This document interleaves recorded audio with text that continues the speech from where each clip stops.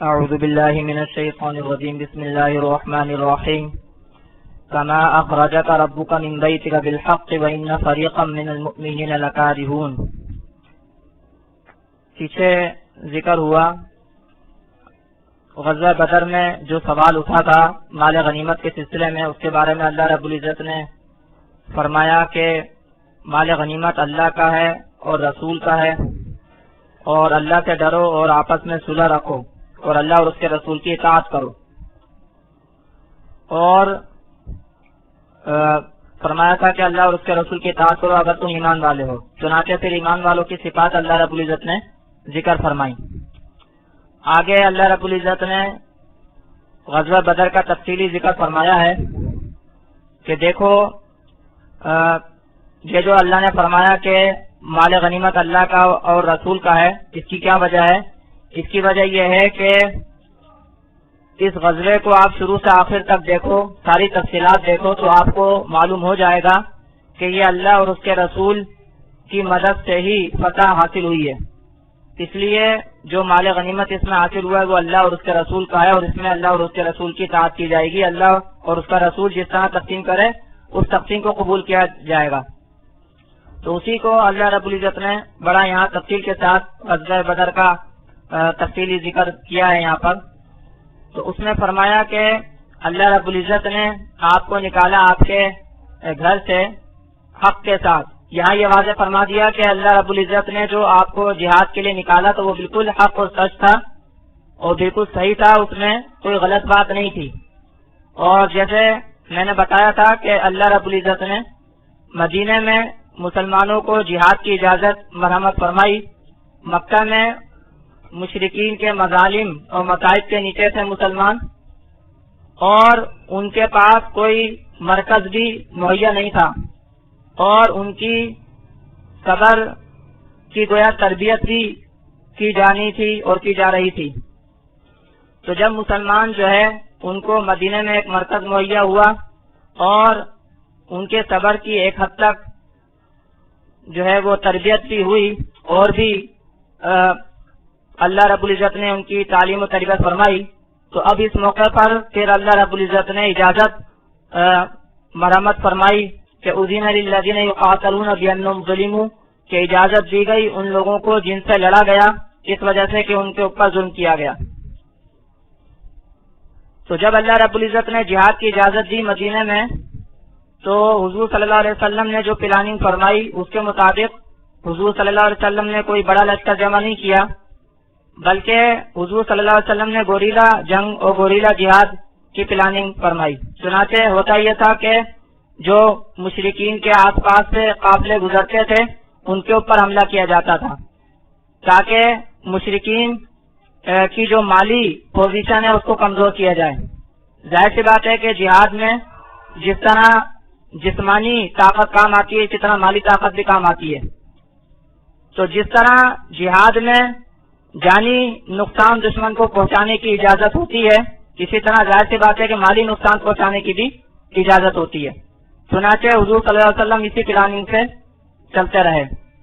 سن 2 ہجری میں پھر یہ واقعہ پیش آیا کہ ابو سفیان جو کہ مکہ کی طرف آ رہا تھا تجارت کی قافلہ لے کر، اس وقت تک وہ مسلمان نہیں ہوا تھا، بعد میں تو خیر وہ مسلمان ہو گئے تھے فتح مکہ کے موقع پر، تو اس وقت وہ مسلمان نہیں تھا۔ ابو سفیان مکہ کے پاس سے یہ مکہ کی طرف آ رہا تھا، مدینے کے کچھ قریب سے، بدر کے قریب سے۔ تو جب وہاں سے یہ قافلہ گزرنا تھا تو صحابہ کرام سے حضور صلی اللہ علیہ وسلم نے مشورہ کیا اس قافلے پر حملہ کرنے کے لیے۔ تو کچھ صحابہ کرام نے اور کچھ ایمان والوں نے مناسب نہیں سمجھا، انہوں نے یہ سمجھا کہ اس کے اندر سب کو جمع کرنے کی ضرورت نہیں ہے، کچھ لوگ ہی کافی ہوں گے۔ اور گویا کہ اللہ رب العزت نے یہاں یہ بھی بیان فرمایا کہ جس وقت نکل رہے تھے اس وقت بھی ایمان والوں کا ایک فرقہ جو ہے وہ ناخوش تھا۔ یہاں عجیب بات آپ یہ دیکھیں کہ وَإِنَّ فَرِيقًا مِّنَ الْمُؤْمِنِينَ، یہاں اللہ رب العزت نے ان لوگوں کو جو کہ ناخوش تھے ان لوگوں کو بھی ایمان والوں کا ہی ایک حصہ قرار دیا ہے۔ اللہ رب العزت نے ان لوگوں کو بھی ایمان والا ہی قرار دیا ہے. یہ نہیں ہے کہ اگر وہ ناخوش تھے تو وہ کوئی ایمان سے نکل گئے تھے، بلکہ ان کی ناخوشی کی وجہ کچھ بھی ہو سکتی ہیں. تو جیسے میں نے عرض کیا کہ ایک وجہ یہ بھی ہو سکتی ہے کہ وہ یہ سمجھ رہے تھے کہ اس لشکر یعنی اس قافلے کے لیے زیادہ لوگوں کی ضرورت نہیں ہے. تو بہرحال کوئی بھی وجہ ہو تو کچھ لوگ جو ہے اس کو ناپسند کر رہے تھے کہ اس موقع پر نکلا جائے. اس کو اللہ رب العزت نے ارشاد فرمایا کہ وَإِنَّ فَرِيقًا مِّنَ الْمُؤْمِنِينَ لَكَارِهُونَ کہ ایمان والوں کا ایک گروہ جو ہے وہ ناخوش تھا، لیکن تجھ کو تیرے رب نے نکالا تیرے گھر سے. تو فرمایا کما اخرجک ربک من بیتک بالحق، جیسے کہ اصل میں تشبیہ ایک تو میں نے بتایا علت کے معنی میں، سبب کے معنی میں ہے کہ مال غنیمت اللہ اور اس کے رسول کا کیوں ہے، اس لیے کہ تیرے رب نے تجھ کو نکالا اور اسی نے تجھ کو کامیابی دی، جیسے آگے تفصیل کے ساتھ آ رہا ہے. اور دوسرا اگر تشبیہ کے معنی کے طور پر لیں گے تو اس طور پر کہ جس طرح مال غنیمت اللہ اور رسول کا ہے، یہ ایسا ہی ہے جیسے کہ تجھ کو تیرے رب نے نکالا تیرے گھر سے حق کے ساتھ. جس طرح یہ بات بالکل سچ ہے اور صحیح ہے کہ تجھ کو تیرے رب نے نکالا تیرے گھر سے حق کے ساتھ، حالانکہ بہت سے لوگ ناپسند کر رہے تھے، تو ایسے ہی مال غنیمت اللہ اور اس کے رسول کا ہے. تو فرمایا کہ جیسے کہ نکالا تجھ کو تیرے رب نے تیرے گھر سے حق کے ساتھ، وَإِنَّ فَرِيقًا مِّنَ الْمُؤْمِنِينَ لَكَارِهُونَ اور تحقیق ایمان والوں کا ایک حصہ ضرور ناپسند کرنے والے تھے. یجادلونک فی الحق، وہ جھگڑا کرتے تھے تجھ سے حق کے سلسلے میں، بعدما تبین، بعد اس کے کہ وہ واضح ہو گیا، کأنما یساقون الی الموت، گویا کہ وہ ہنکائے جاتے ہیں موت کی طرف، وہم ینظرون، اس حال میں کہ وہ دیکھتے ہیں.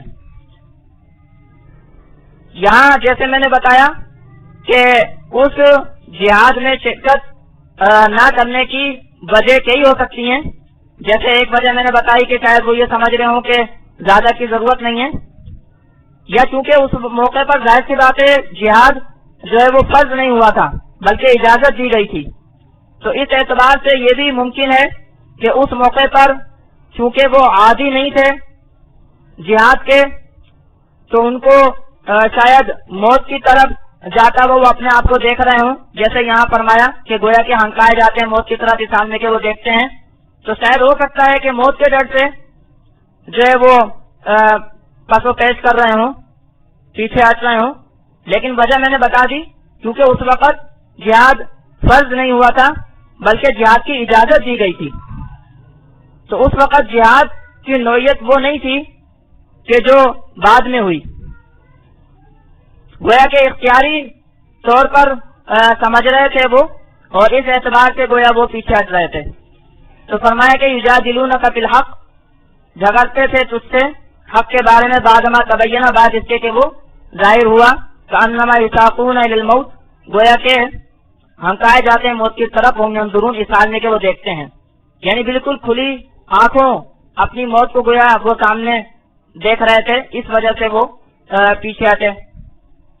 آگے فرماتے ہیں کہ وَإِذْ يَعِدُكُمُ اللَّهُ إِحْدَى الطَّائِفَتَيْنِ أَنَّهَا لَكُمْ، اور یاد کرو وہ وقت جب اللہ تعالیٰ وعدہ کرتا تھا دو جماعتوں میں سے کسی ایک کا کہ ہوگی وہ تمہارے لیے.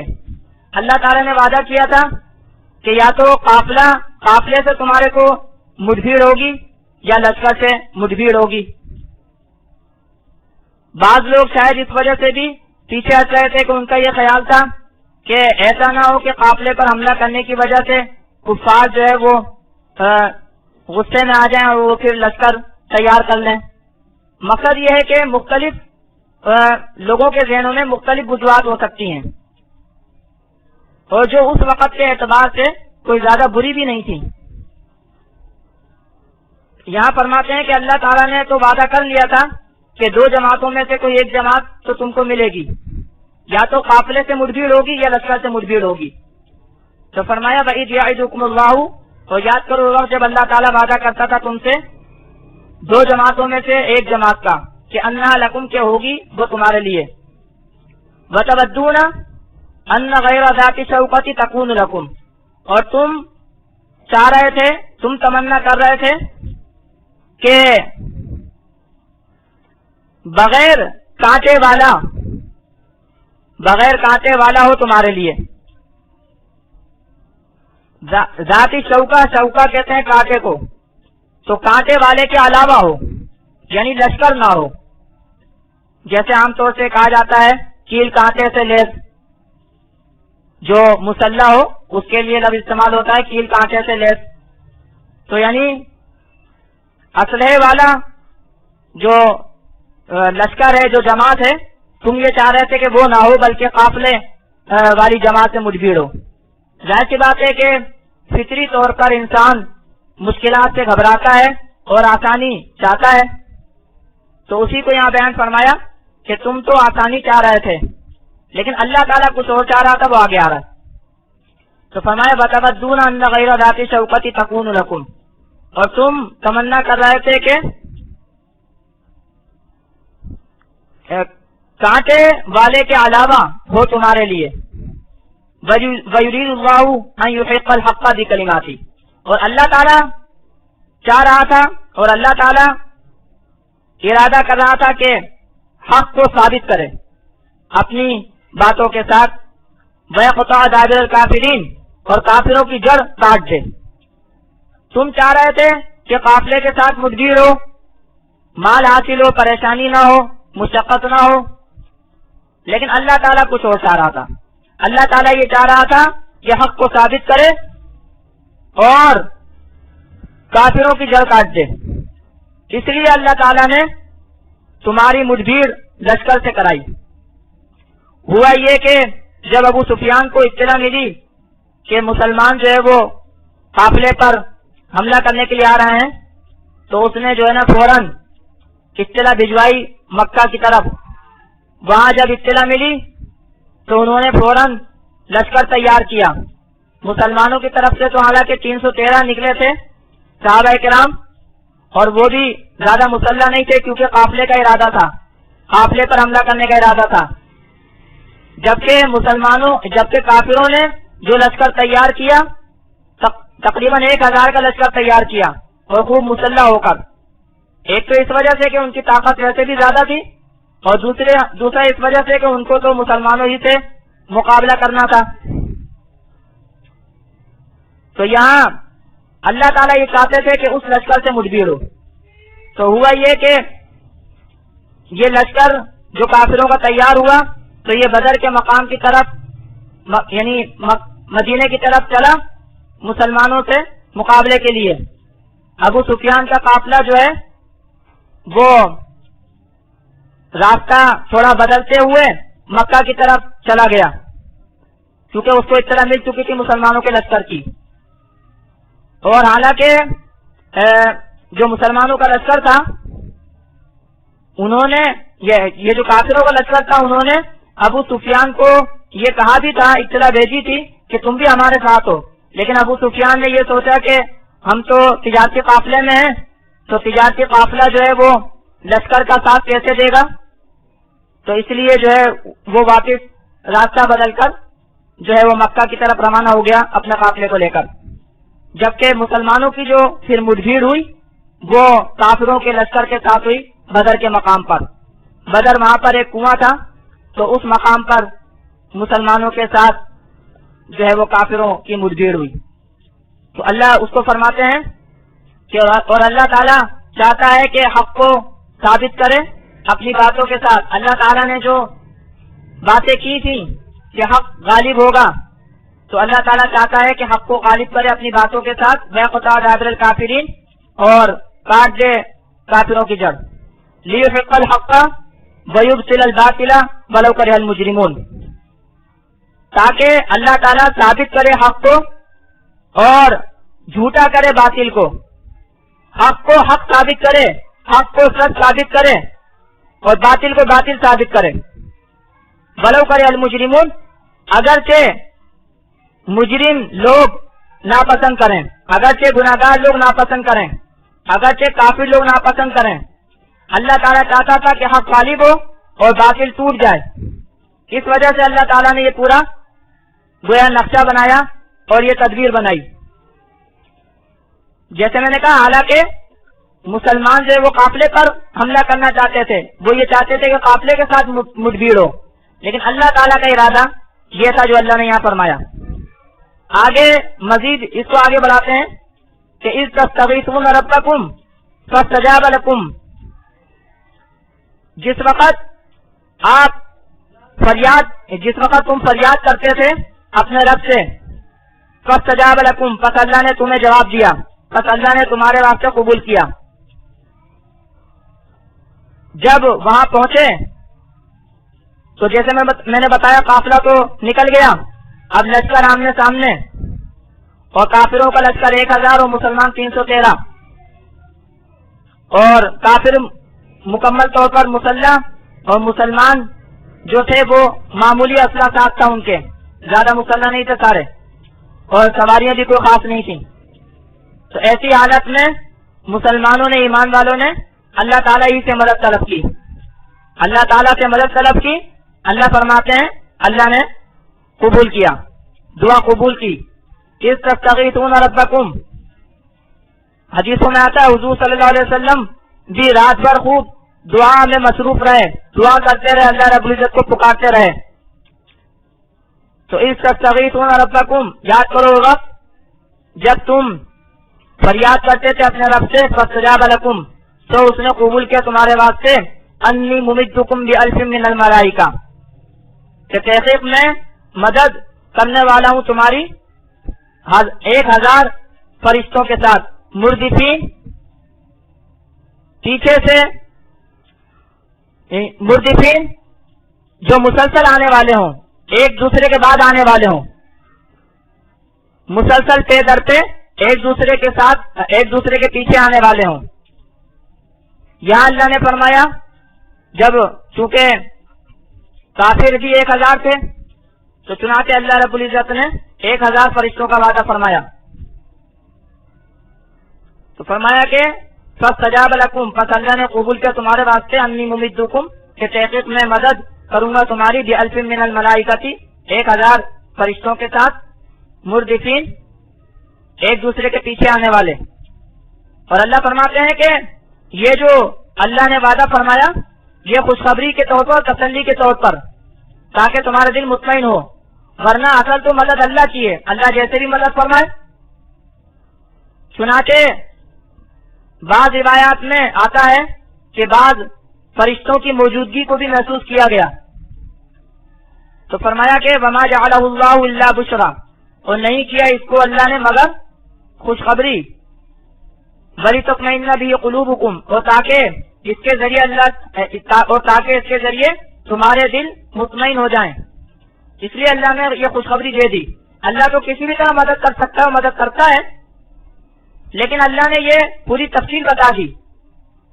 دیکھیں اللہ تعالیٰ بغیر بتائے بھی مدد کر سکتا تھا, اللہ تعالیٰ بغیر بتائے بھی مدد کر سکتا تھا, اور کسی بھی طریقے سے مدد کر سکتا تھا, لیکن اللہ تعالیٰ نے یہ طریقہ بتلا دیا.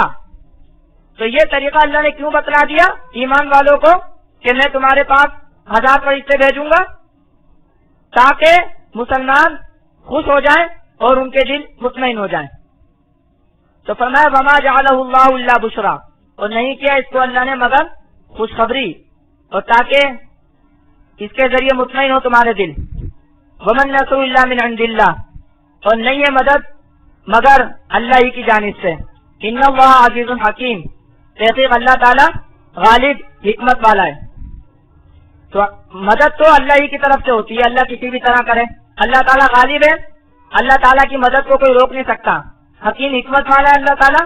اللہ تعالیٰ جس طرح مدد کرنا چاہے, جس طرح مدد کرنا مناسب سمجھے گا مدد کرے گا. آگے اللہ رب العزت نے مدد کا ایک دوسرا ذریعہ بھی بیان فرمایا ہے, ایک دوسرا سبب بھی بیان فرمایا ہے کہ اللہ تعالیٰ نے ایک اور طرح بھی مدد کی, کہ مسلمانوں پر سکینہ نازل فرمایا, اونگ نازل فرمائی, کہ جس کی وجہ سے ان میں سکون آیا. فرمایا کہ اذ یغشیکم النعاس امنۃ منہ, یاد کرو وہ وقت جب اللہ تعالیٰ تمہارے کو ڈھانپتا تھا اونگ سے, अमनतम मिन्हु, उसकी जानिब से इत्मीनान के तौर पर, उसकी जानिब से अमन के तौर पर। उलमा फरमाते हैं कि जिहाद के मौके पर ऊँग आना ये अच्छी अलामत है, लेकिन इबादत के मौके पर ऊँग आना ये बुरी अलामत है। जिहाद के मौके पर ऊँग आना अल्लाह की तरफ से है और इबादत के मौके पर ऊँग आना ये शैतान की तरफ से है। इसलिए कि जिहाद का मौका खौफ का मौका होता है, परेशानी का मौका होता है। उस मौके पर ऊँग आना सुकून की अलामत है और इससे सुकून मिलता है और उस मौके पर सुकून चाहिए होता है। जबकि इबादत तो की सुकून के मौके पर जाती है और होशो-हवास के साथ की जाती है, तो उस मौके पर ऊँग का आना ये जिसको हम कहते हैं कि थकन की अलामत है या उकताहट की अलामत है, तो ये अच्छी अलामत नहीं है इबादत के मौके पर जो है वो नींद का आना। इसका मतलब है इबादत से उकताहट है। इसी तरह बाद लोगों को बयान में नींद आने लगती है, दर्स में नींद आने लगती है, वो भी अच्छी अलामत नहीं है।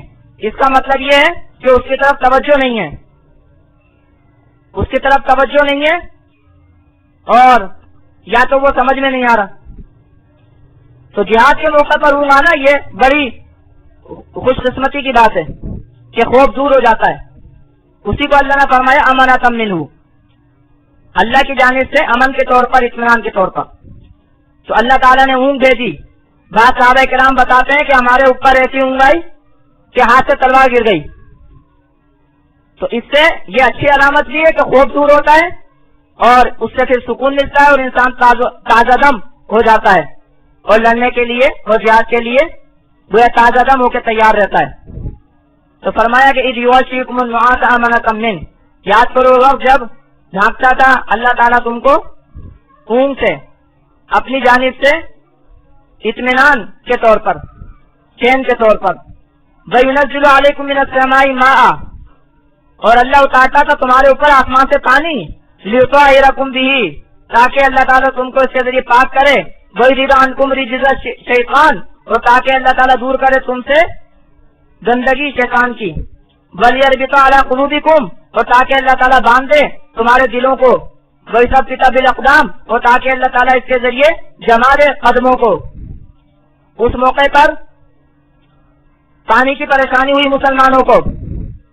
अजीब सूरत हाल देखें आप, उलमा ने लिखा है, हदीसों में आता है कि मुसलमानों को जो जगह मिली वो थी रेतीली जमीन थी, वो रेत थी वहां पर और पानी नहीं था। कुफ्फार को जो जगह मिली वो कुएं के करीब थी, वहां पानी था और वहां जो मट्टी थी वो चिकनी मट्टी थी, चिकनी मट्टी। तो मुसलमानों को पानी की तकलीफ थी और रेत से भी तकलीफ थी, रेत से भी परेशानी थी। रेत की वजह से पाउंड जमाना मुश्किल हो रहा था, लेकिन अल्लाह ताला ने ये नक्शा उलट दिया। अल्लाह ने ये नक्शा उलट दिया, आसमान से पानी बरसाया, बारिश बरसाई। जब आसमान से बारिश बरसी तो रेत की जगह में पानी भर गया और रेत जो है वो जम गई, पानी की वजह से रेत जम गई।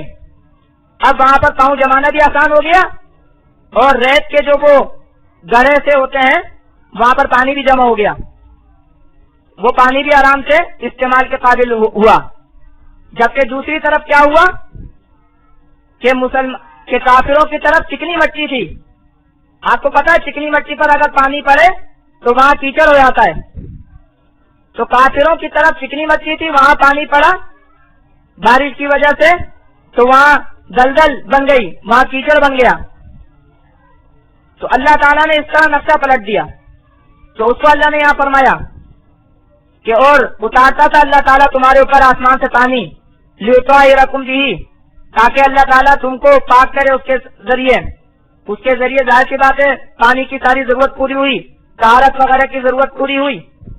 वयुज़हिबा अन्कुम रिज्ज़ शैतान, और ताकि अल्लाह ताला दूर कर दे तुमसे शैतान की गंदगी, परेशानी दूर कर दे और निजासत वगैरह सब अल्लाह ताला दूर कर दे, और ताकि अल्लाह ताला तुम्हारे दिलों को जमा दे। जाहिर सी बात है इस नेमत की वजह से दिल और मजबूत हो गए और कदम भी जम गए। कदम जमाना मुश्किल हो रहा था, परेशानी हो रही थी, اللہ تعالیٰ نے اس کے ذریعے قدم جما دیے. تو فرمایا وَلْيَرْبِطَ عَلَىٰ قُلُوبِكُمْ، تو تاکہ اللہ تعالیٰ تمہارے دلوں کو باندھ دے. وَيُثَبِّتَ بِهِ الْأَقْدَامَ، اور اللہ تعالیٰ اس کے ذریعے جما دے قدموں کو. تو اللہ تعالیٰ نے یہ نعمتیں فرمائی، یہ انعامات فرمائے بدر کے موقع پر، اور آگے بھی اس کی تفصیلات آ رہی ہیں. یہ ساری تفصیلات بیان کرنے کا مقصد یہی ہے کہ پوری تفصیلات آپ سامنے رکھ کے دیکھو تو آپ کو معلوم ہوگا کہ اللہ ہی کی نصرت و مدد کے ساتھ فتح حاصل ہوئی. اس لیے مال غنیمت اللہ اور اس کے رسول کا ہی ہے، وہ جس طرح تقسیم فرمائے ویسے ہی تقسیم ہونا چاہیے. اللہ رب العزت ہمیں ان معاملات کو سمجھنے کی توفیق عطا فرمائے.